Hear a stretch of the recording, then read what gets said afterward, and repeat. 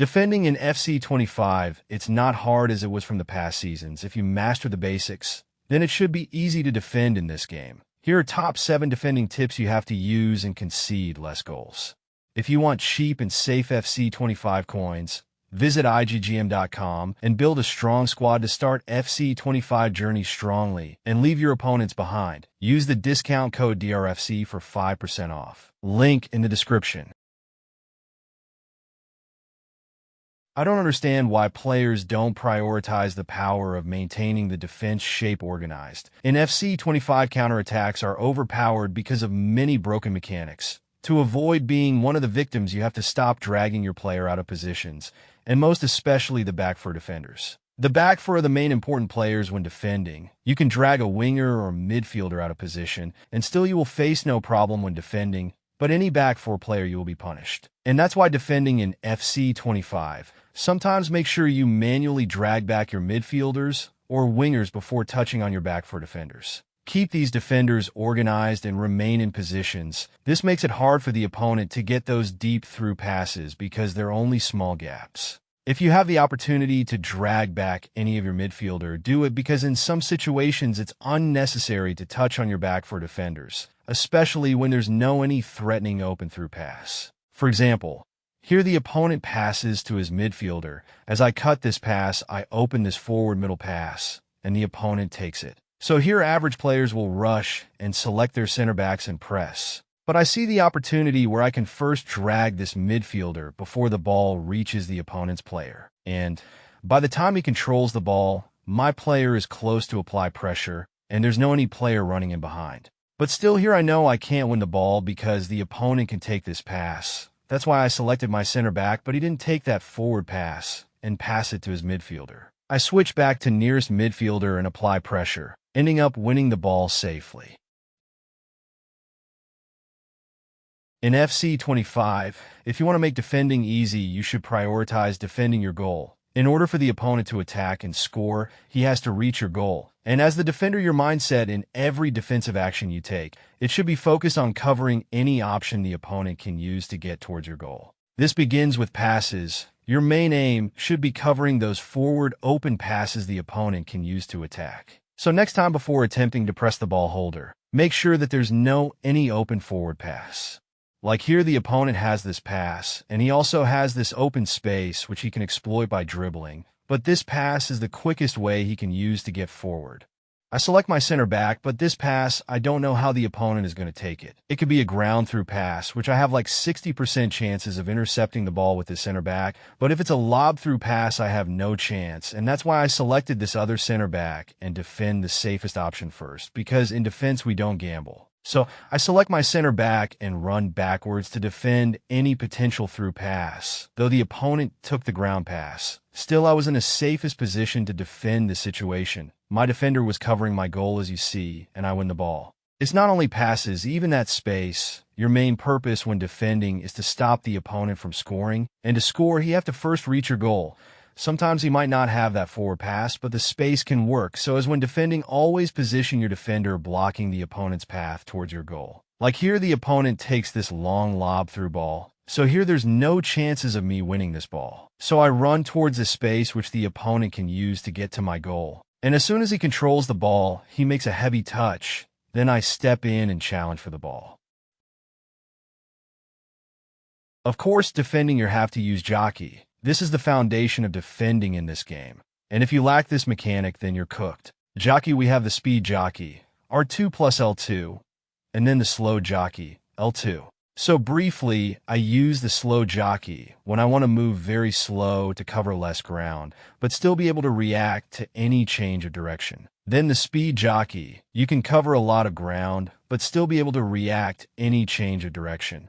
Jockey is very good when defending one-on-one against the opponent's player, as your main aim is to first position your defender in a position where he can stop the opponent's player from getting forward, then use the R2 plus L2, the speed Jockey, to approach and challenge for the ball. Like here, the opponent is exploiting this area. I select my fullback. As the opponent is moving like this trying to get forward, I first move my defender to first close that path. So here I'm blocking the opponent's way forward and also holding the speed Jockey to be able to react. Then I approach and challenge for the ball. And also don't forget to tackle. Even though sometimes holding jockey will trigger the automatic tackling, but that's not reliable, you have to tackle manually and win the ball. And that's performed by pressing circle on your controller after getting close to the opponent's player. You can also use jockey when cutting passing lanes. It's not only about one-on-one, but also intercepting passes, and the speed jockey will be your number one tool in these situations. Defending in FC25, you have to master the mixture of using both the quick switch and the analog switch. Let's begin with the quick switch.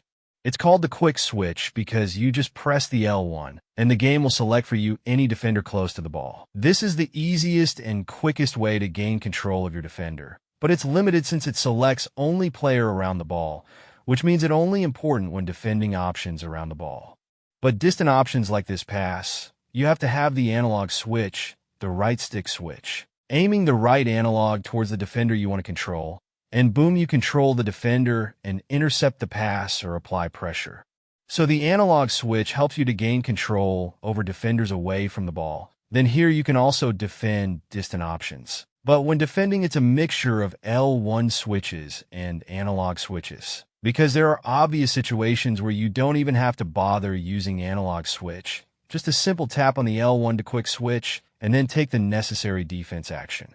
Like in this quick example, the opponent passes to his midfielder. My instincts quickly kicks and I react because I saw this player running forward. So I use the right analog switch and select my fullback and cover that area to reduce the success rate of that potential pass. But later I realized that the pass is no longer dangerous because it was not an initiated manual run. And I see my striker very close to the opponent's ball holder. So here, using the analog switch, I will be giving hard work to myself because the angle is not clear enough. I can mistakenly switch to these two players because they are also in the line of the switch. So I use the quick switch L1, and as soon as I gain control of my striker, I immediately press the tackle button because he was close to the opponent's player, and I win the ball just like that.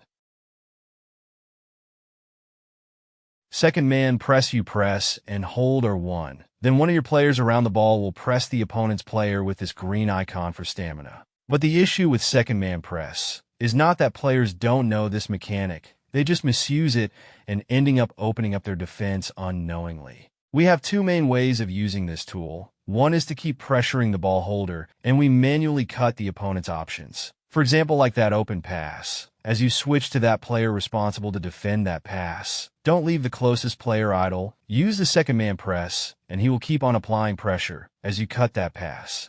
This keeps the pressure on the opponent, and some even panic and force that pass because they fear to lose the ball. Then you can also switch back using the L1 switch and manually press this ball holder, because the opponent can still dodge the second man press and look for other options. Switch back and apply pressure by yourself. The next and effective way to use the second man press is to double press. Sometimes, especially when you face opponents who dribbles a lot, use the second man press and defend with two defenders. He will find it hard to beat both defenders and escape the press. But the main issue here is being unaware. You have to see which defender is selected by the second man press, here to avoid dragging defenders out of positions without your consciousness. So if you see the wrong player selected, especially the center back, immediately release the second man press button. One of the biggest issues but undermined when defending is to use wrong settings. This begins with controller settings. Make sure your player switching is not on manual or automatic. I recommend using airball and loose balls. This is the best. Then switch move assistance. Don't use high. It's better you go for none, or even better use low. Player switching, make sure it's on classic and player relative. I don't see the benefits of using ball relative. Then the main issue here is to use the advanced defending. If right now you're not in Division 4 and above, players in Division 5 and below, please use tactical defending. You're not yet ready to use advanced defending. Settings doesn't only apply for controller settings, but also custom tactics. Make sure you're using good tactics favoring your gameplay. But if you haven't yet figured out which formation is best for you, it's better to begin with 4-4-2, the best basic formation suitable for all playstyles. And we have recently made a video about that formation. Check link in the description.